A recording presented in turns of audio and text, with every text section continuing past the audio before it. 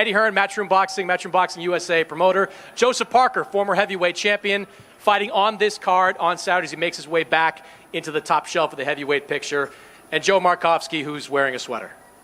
Too hot. Executive Vice President over at DAZN. Welcome, everybody. Devin, since you're sitting next to me, I'll start with you first. When we last saw you, you've talked about a comeback coming soon. What's the latest with your health, and when can we expect you back in the ring? I'm getting closer and closer to being back in the ring. I'm looking at early July for me to make my next appearance in the ring. You were at the fight with Ryan Garcia, confronted him afterwards in the ring. What did you make of all that? Oh, we're just still building up the fight. I think that's a fight that a lot of the fans would love to see, and it's getting closer and closer to happening. And we're just going to keep building it, and sooner or later, it will happen. Eddie, I think everybody agrees that Devin Haney has the potential to be a pound-for-pound type star. How do you build him into one of those mainstream type of stars? Well, I think he's getting there. From when he joined us and joined DAZN, I think his profile has risen incredibly. Of course, a couple of great victories as well.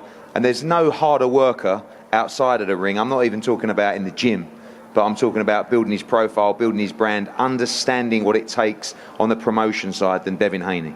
We say in England he would go to the opening of an envelope, and that's what he'd do to push himself, to grow, to learn. And him and Bill do a great job. The great thing about Devin Haney is at 21 years of age, most people would say him and Ryan Garcia, wow, that can be built into a super fight. These guys have so much confidence and so much belief. There's no building to do. That fight for me should come in November, December. We believe that DAZN and Joe would get behind that fight. They're going to have to get their checkbook out, which we know they'll do for these big fights. But for me, Devin Haney against Ryan Garcia is a super fight, and I really hope we get that. I think Devin's going to be boxing around June, July time. I think Ryan Garcia may go on the Canelo card. After that, let's just do it. Let's just roll into a huge fight.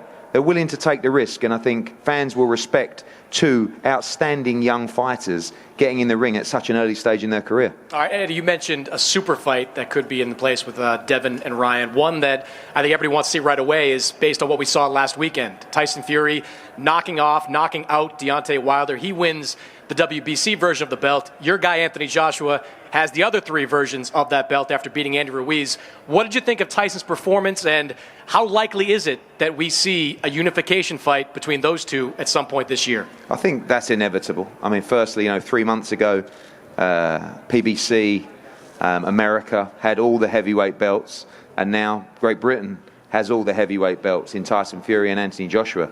The conversations have been ongoing. I spoke to Bob Arum probably half an hour ago. I think the biggest issue to sort out now is Deontay Wilder. If there's a deal to be done where Deontay Wilder makes way for a Joshua Fury undisputed fight, we are absolutely all in for that fight. We're closing, and just recently closed a couple of minutes ago, the Pulev fight for June 20. But we know that Pulev is also promoted by Bob Arum. So there is a deal that can be worked there. For me, if there's no step aside, if you like, let Wilder and Fury go again in July. We'll box on June 20th. And then we can agree now, we can sign now for the undisputed fight in December of this year. Joe Markovsky, you worked so hard last year to try to get Deontay Wilder and Anthony Joshua into the ring. Does a Tyson Fury-Joshua fight excite you as much? Absolutely. It's the biggest fight, arguably, in world boxing. To Eddie's point, British heavyweights going at it. It's huge globally. Tyson Fury's done a hell of a job promoting himself in the US. Incredible performance last weekend, and that fight's huge globally, especially in the US and the UK, for sure. And Joe Parker, you were sitting ringside for that fight in Las Vegas. Just give me your impressions about what you saw. It was a fantastic performance by Tyson Fury. There was no secret. He said he was going to come out and push him back and throw punches and get him out of there. So I think he was telling the public that he was going to knock him out round 2. When I went and saw him, he said around 6 or 7. So what did you think of those tactics, Gary? I thought it was madness. I thought it was. I didn't think he was going to, execute it, but it was madness. He was fighting fire with fire. It was a great job by him. Mm-hmm. You obviously shared the ring with Anthony Joshua. You know Tyson Fury well, having just watched him. How do you think a fight like that goes? Go on, be honest. Yeah, I'll be honest. Listen, I think it'll be a great fight. I think it's a fight that we should make happen. I think everyone wants to see who the best heavyweight in the world is, and I'll have to side with Fury on that one. Sorry, team. Tough things to say. I'm curious, Joe. You suffered your first loss in a fight with Anthony Joshua. Deontay just suffered his first loss. From a fighter's perspective, I mean, how difficult is that to get past? It's not. I mean, when you go out there, you've given it everything in camp and you've given it everything in the ring. Well, at the time, you just have to accept it. I think acceptance and build on it, and come back stronger. And I think Deontay should take some time off, relax with his family, and come back stronger. Devin, you're undefeated, but what do you think of the mindset that seems to be throughout boxing right now? Everybody seems to be determined to protect that record. Sometimes when it stops big fights from being made.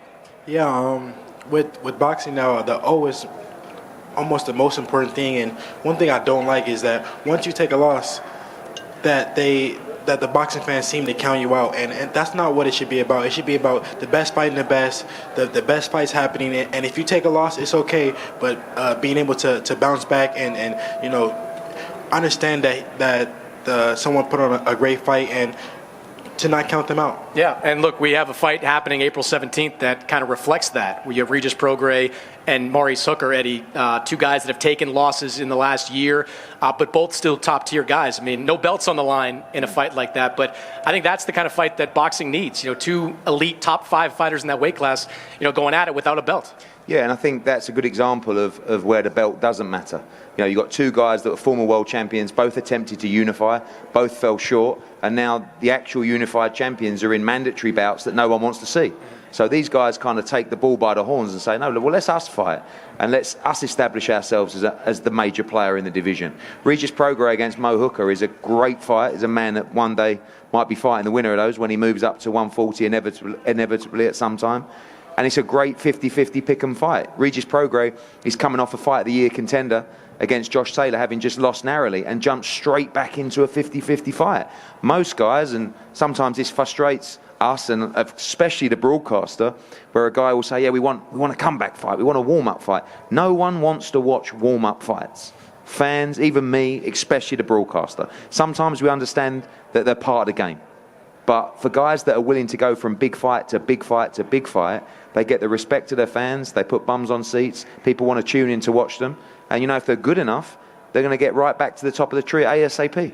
Joe, I imagine you agree with Eddie that broadcaster's not a big fan of the warm-up fight. Well, I look forward to reminding me about that statement in a couple of months' time. I'm sure we'll have an opportunity to do that. Just to let you know, Devin's having a warm-up fight when he comes back. No, it's true. Look, it's about building a career, of course, but from our perspective, we're about putting together the best schedule of fights, making these guys in the biggest fights we can make for them, and delivering a schedule for our subscribers that gives them value for money. That's what we're about. So you mentioned the schedule. I mean, you're a big fan of the fight season, as we saw at the end of 2019. We've had some fights announced in the last couple of weeks. What do you think about how it's shaping up in the first half of the year for DAZN? I think from May onwards, we're going to have a really strong schedule. I think we're building into it right now with a fight like this. Is a fantastic weekend, sort of get our appetites wet for that. And I think through the summer months, at the end of the year, you're going to see us make some absolutely huge fights, looking very, very good from May onwards.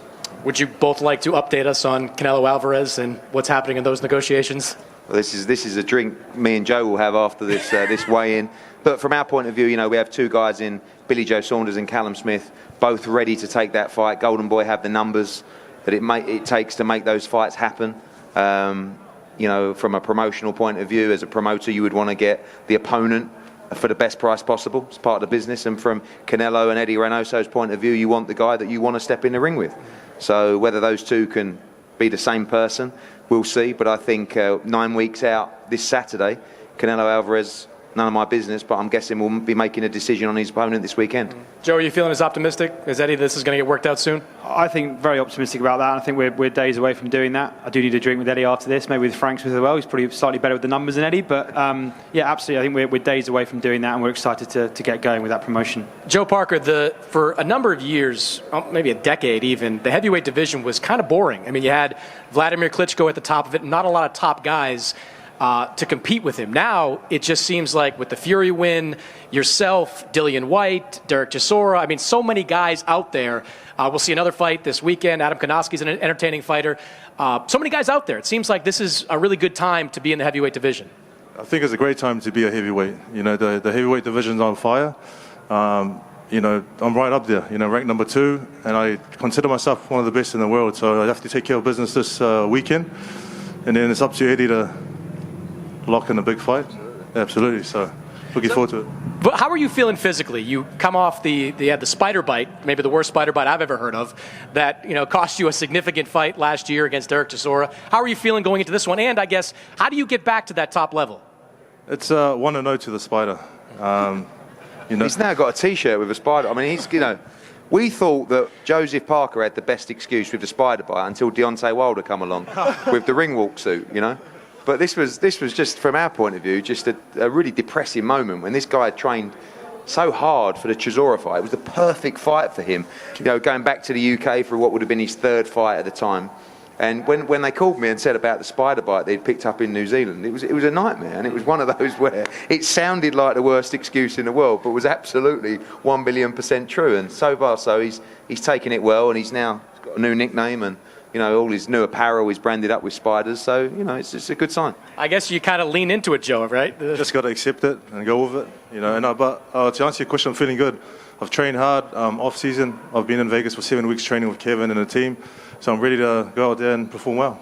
Eddie, Joe put the pressure on you to get him back into that picture. How do you get Joe Parker back into that top level? Well, he's top. I mean, he's number 2 in the WBO. So obviously we have to see what happens with Anthony Joshua and Tyson Fury. What's due is the Kubrat Pulev mandatory in June, and then the Alexander Usyk mandatory in probably November, December. Alexander Usyk is fighting Derek Chisora in May, and anything could happen in that fight. And if AJ vacates that WBO title, if he may have to fight Tyson Fury, it will be Usyk against Joseph Parker for the world title, which is a great fight. Joseph Parker wants to become a 2-time heavyweight champion of the world, and it's our job with his team to try and put him in those kind of fights. First things first, Sean Dell wins us tomorrow night. It's a fight that on paper he should win and win well. In the heavyweight division with 2 guys that can really punch, anything can happen. He's got to be switched on tomorrow night, get the win. I see Joseph Parker as a massive part of the heavyweight division in 2020. Yeah, certainly former champion. A lot of people still fans of Joseph Parker. I want to ask you one more thing about Fury potentially against Anthony Joshua. I think a lot of media members and fans get tired of writing about the process and how things get derailed by the politics of boxing. Obviously, 2 different promoters involved, 2 different networks involved. How confident are you that if both sides want the fight and can make the fight, you can deliver the fight? I think history will tell you when there's so much money involved in fights, they naturally happen. You had a fight with Fury and Wilder. You got a guy in Bob Arum and Al Heyman that don't particularly like each other, that have been taking pot shots at each other time and time again. And every now and again, an amount of money presents itself where all of a sudden Bob Arum and Al Heyman become really good friends. And that can happen quite easily. And that can happen with the networks as well. You've got the difference between with Fury and Joshua, with ESPN and DAZN, where you've got one pay-per-view model and another that's a subscription model. And these guys are going to have to sit down with themselves to work that out. It's our job to make the fight. I promise you Anthony Joshua is desperate for this fight. I know Tyson Fury will accept this fight and this challenge. So I'm 100% sure this fight will get made. It's just a case of whether that's going to be this summer, but more likely in December 2020. Joe, do you share the same confidence as Eddie? Of course, 2 different networks working together at work with Fox and ESPN. Can it work in this situation? Absolutely. As we said all along, the devil's in the detail, but we have always been sort of doors open broadcaster. We're willing to get around a table with Eddie and the respective promoter on the other side and the other broadcaster and talk about how we might make that happen. And there's ways to make it happen. We're very open-minded on that, and we look forward to having those conversations. All right, I want to turn it back to the main event we have here on Saturday. You got Mikey Garcia jumping up again at welterweight. Eddie, you have... I've said this, I've written this before. I mean, I've chased girls in high school less than you chased Mikey Garcia. Like, you have been all over him for a long period of time. You get Difference is I got there. That's true. That was not a good number of years from me. But his decision to stay at welterweight, fighting this fight against Jesse Vargas, what do you think of it? I just think Mikey Garcia is a guy that loves to be challenged. I mean, I sat down with him, 2 years ago to try and, I was telling him about DAZN. He was sort of looking at me like I was mad. What is this? New idea that you've got. And as time went on, as the big fights landed, as the huge names joined the platform, he started to listen more, and eventually we got our guy.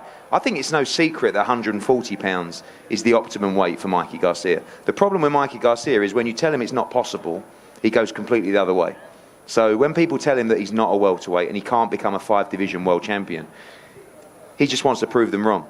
This fight is a pure 50-50 fight, and the closer it gets, more people believing Jesse Vargas can win this fight. He's had the best camp ever. People worried about him coming back to 147. He has made the weight so well. He is so fired up, pumped up for this fight. And this fight is going to tell us everything we need to know about Mikey Garcia in the welterweight division. He lost to Errol Spence. He says things didn't work out with him, no excuses, but he has his reasons. But let's see if he can actually go and win a welterweight world championship. If he can beat Jesse Vargas in style, I think there's an argument that he can become a world champion. But Jesse Vargas is so pumped for this fight. It's such a wonderful fight. You know, Jesse told me at the start of this promotion that it would be like Morales against Barrera. I said, that's strong words. Leave that for me to say. He said, I promise you're going to get everything in this fight. I'm going to put it all on the line. You've got a 4-division world champion against a 2-division world champion. We're going to have over 10,000 in there tomorrow night. It's going to be absolutely jumping. What a card. Yafai Chocolatito, Julio Cesar Martinez against Jay Harris. You know, this man here making his heavyweight return to the ring. Israel Madrimov in a world championship eliminator. Pacheco, Espino. And there's a lot of people who are calling Mikey Garcia's name. You know, this man here. He just wants the Garcia this year. Ryan or Mikey, he's not bothered. But, you know, I've made no secret that our preference, if Mikey Garcia would be triumphant, is to make that Manny Pacquiao fight in July. Joe, one of the things Eddie's done with this fight, I think the Prograis Hooker fight as well, the depth of the card is really good. You know, this one is excellent. Are these the types of fights you want to see as the guy that stands there to approve them? Absolutely, that was the commitment. We 2 years ago, 3 years ago maybe now, got around the table and started talking about that, and that's what boxing in this country needs. Our view was there are too many cards being put together with only the main event of interest. It obviously helps ticket sales, it helps local ticket sales, and it helps us as a broadcaster give a 4 or 5 hour broadcast and gives you something to talk about live on air for a longer period of time than you otherwise would. So, yeah, we're massively in support of that strategy. It's worked for Eddie tremendously in the UK. It helps people grow their profile. It gives reason for fans to come to the arena early, and it gives us as a broadcaster more to talk about and more to play with. So we're absolutely committed to that, and we look forward to continuing to invest in that with Eddie. All right, Eddie mentioned Devin Haney and Mikey Garcia. You guys squared off a little bit earlier this month. What do you think of Mikey's decision to fight at 147? I mean, you know as well as anyone, they do make weight classes in boxing for a reason. Well, yeah, they definitely make weight classes in boxing for a reason, but I feel like Mikey is daring to be great, and that's what it's all about. You know, he wants his name to be in the history books when it's all said and done, and these are the type of things that you need to do for that to happen. So you come back this summer, if you have the option, just hypothetically, Mikey Garcia or Ryan Garcia, what's a more important fight to you? That's a tough one. That's like Eddie said, just any Garcia, because both of those fights are huge. I will make a ton of money with either one of those fights. The fans would love to see them. Either one. Your father said in an argument that was against Bernard Hopkins after that Ryan Garcia fight that you are headed to 140. Do you think that's going to happen in the near future? The only fight that I would go up to 144 as of now is Mikey Garcia. There's so much, you know, great fights to be made at 135. It would make no sense for me to go up to 140 unless it was a Mikey Garcia type of fight. So you're looking forward to defending your title and maybe getting it back against the winner of Luke Campbell, Javier Fortuna, which is also April 17th. Most definitely. All right. Well, good luck to that, Devin. Joe, good luck to you tomorrow night. Eddie, Joe, thank you for being up here joining us. Everybody out there, thank you for listening for this period of time. And Saturday night, live on DAZN, Mikey Garcia, 147 pounds against Jesse Vargas. Thanks, guys.